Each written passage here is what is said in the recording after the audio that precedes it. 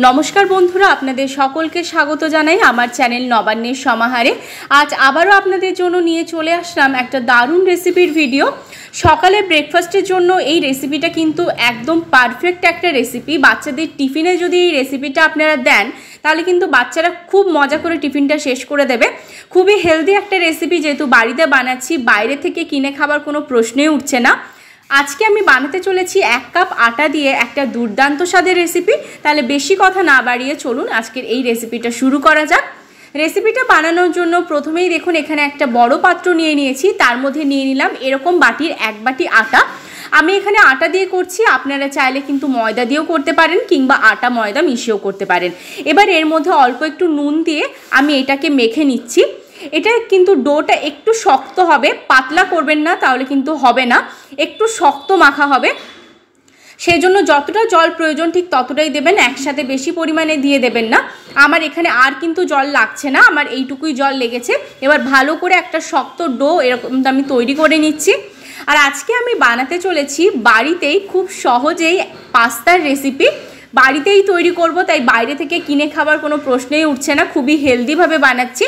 আর দেখুন ডোটা একদম তৈরি হয়ে গেছে। ডোটা কিন্তু ঠিক এরকম হবে, এরকমই একটু শক্ত হবে। এবার আমি এখান থেকে কিন্তু লেচি কেটে নিচ্ছি। লেচিটা একটু ছোট ছোট কাটতে হবে, আমরা লুচির যেরকম লেচি কাটি তার থেকেও কিন্তু ছোট ছোট লেচি এখানে কেটে নিতে হবে। এইভাবে প্রত্যেকটা লেচি আমি কেটে নিয়ে চলে এসেছি। এবার প্রথমেই হাতের সাহায্যে এই লেচিগুলোকে আমি গোল করে নিচ্ছি।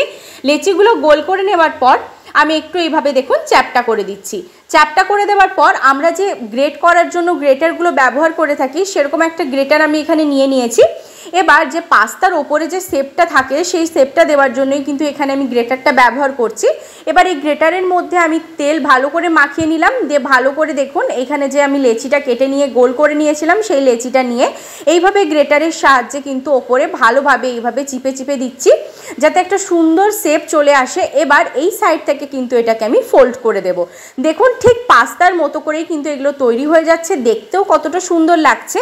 আরও একটা আমি আপনাদেরকে করে দেখাচ্ছি, বানানো কিন্তু খুবই সহজ আর খেতে কিন্তু খুবই সুস্বাদু হয়। এবার দেখুন এইভাবে আরেকটা গোল করে নিলাম, দিয়ে এইভাবে দিয়ে দিচ্ছি গ্রেটারের ওপরে একটু চেপে চেপে, দিয়ে তারপরে কিন্তু এটাকে আমি ফোল্ড করে নিচ্ছি। দেখুন কত সুন্দরভাবে নিজে থেকেই ফোল্ড হয়ে উঠে আসছে। ঠিক এই একই রকমভাবে কিন্তু প্রত্যেকটা আমি এখানে তৈরি করে নেব। দেখুন প্রত্যেকটা তৈরি করে নিয়েছি, একদম রেডি হয়ে গেছে। এবার অপর দিকে আমি গ্যাস জ্বালিয়ে কড়াই বসিয়ে দিয়েছি, তার মধ্যে আমি দিয়ে দিচ্ছি পরিমাণ মতন জল। জলটা কিন্তু ভালোভাবে ফুটে উঠেছে, দেখতেই পাচ্ছেন কেমন সুন্দরভাবে বুদবুদে হয়ে গেছে। এবার এর ওপর থেকে আমি ছড়িয়ে দিচ্ছি বড় চামচের 1 চামচ সাদা তেল। সাদা তেলটা অবশ্যই ব্যবহার করবেন, তাহলে যে পাস্তাগুলো বানিয়েছেন ওগুলো কিন্তু একে অপরের সাথে গায়ে গায়ে লেগে যাবে না। এবারে এক একটা পাস্তাকে আমি এই জলের মধ্যে দিয়ে দিচ্ছি। এবার এটাকে আমি ঢাকা দিয়ে দিচ্ছি। ঢাকা দিয়ে 10 থেকে 15 মিনিট ভালোভাবে কিন্তু এগুলোকে আমি একটু সেদ্ধ করে নেব। ভালোভাবে দেখুন সেদ্ধ করে নিয়েছি। ফিরে এসেছি এখানে আমি 10 মিনিট পর, 10 থেকে 15 মিনিট পর আমি ফিরে এসেছি। এবার ভালোভাবে এগুলো সেদ্ধ হয়ে গেছে, একটা পাত্রের মধ্যে কিন্তু আমি নামিয়ে নিয়েছি। এগুলো একদম রেডি হয়ে গেছে। এবার অপর দিকে একটা কড়াই বসিয়ে দিয়েছি, তার মধ্যে দিয়ে দিয়েছি অল্প পরিমাণে সাদা তেল। অল্প পরিমাণে মানে এখানে আমি টোটাল কিন্তু 4 চামচ, বড় চামচের 4 চামচ সাদা তেল ব্যবহার করেছি। এবার এর মধ্যে দিয়ে দিলাম আমি গোটা জিরে আর দিয়ে দিলাম কাঁচা লঙ্কার কুচি।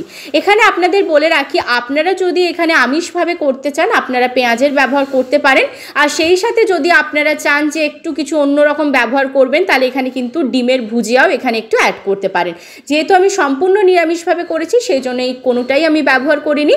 এবার এর মধ্যে দিয়ে দিচ্ছি সেদ্ধ করে রাখা পাস্তা, দিয়ে দিচ্ছি স্বাদ মতো নুন, অল্প পরিমাণ হলুদ গুঁড়ো আর দিয়ে দিচ্ছি কাশ্মীরি লাল লঙ্কার গুঁড়ো। কালারটা খুব ভালো আসবে। এবার ভালো করে কিন্তু এগুলোকে একটু এইভাবে নাড়াচাড়া করে নেব। নাড়াচাড়া করে নেওয়ার পর এর মধ্যে আমি ব্যবহার করছি যে ম্যাগি মশলাগুলো হয় সেই ম্যাগি মশলাগুলো এর মধ্যে আমি ব্যবহার করছি। দেখুন আপনাদের দেখিয়ে দিলাম 1 প্যাকেট ম্যাগি মশলা এখানে ব্যবহার করলাম। দেওয়ার পর ভালো করে একবার নাড়াচাড়া করে নিচ্ছি। নাড়াচাড়া করে নেওয়ার পর এখানে কিন্তু আমি ব্যবহার করছি টমেটো সস আর দিয়ে দিচ্ছি এখানে আমি সয়া সস। আপনাদের কাছে যদি চিলি সসটা অ্যাভেলেবেল থাকে আপনারা ব্যবহার করতে পারেন। এই মুহূর্তে আমার কাছে ছিল না সেজন্য আমি ব্যবহার করতে পারিনি। এবার এর মধ্যে দিয়ে দিলাম অল্প একটু বিট নুন, বিট নুনটা দিলেও বেশ সুন্দর লাগে। এবার এর মধ্যে দিয়ে দিলাম টমেটো সস আর দিয়ে দিলাম এখানে আমি সয়া সস। আবারও বলছি যদি চিলি সস থাকে আপনারা কিন্তু ব্যবহার করতে পারেন। এবার এটাকে এইভাবে একটু নাড়াচাড়া করে নিয়ে আমার এটা কিন্তু আমি নামিয়ে নেব, কারণ এটা একদম রেডি হয়ে গেছে। এই রেসিপিটা আপনাদের কেমন লাগলো আমাকে কিন্তু অবশ্যই কমেন্ট করে জানাবেন। দেখুন আমি কিন্তু একটা পাত্রের মধ্যে এইভাবে নামিয়ে নিচ্ছি। দেখতে কতটা সুন্দর লাগছে আর খেতেও কিন্তু ততটাই সুস্বাদু হয়েছে। বাচ্চাদেরকে যদি এইভাবে হেলদি একটা পাস্তা রেসিপি আপনারা বাড়িতেই বানিয়ে দিতে পারেন, তাহলে তো আর বাইরে থেকে কিনে খাওয়ার কোনো প্রশ্নই ওঠে না। যদি রেসিপিটা ভালো লাগে অবশ্যই সাবস্ক্রাইব করবেন, লাইক করবেন, শেয়ার করবেন, কমেন্ট করবেন।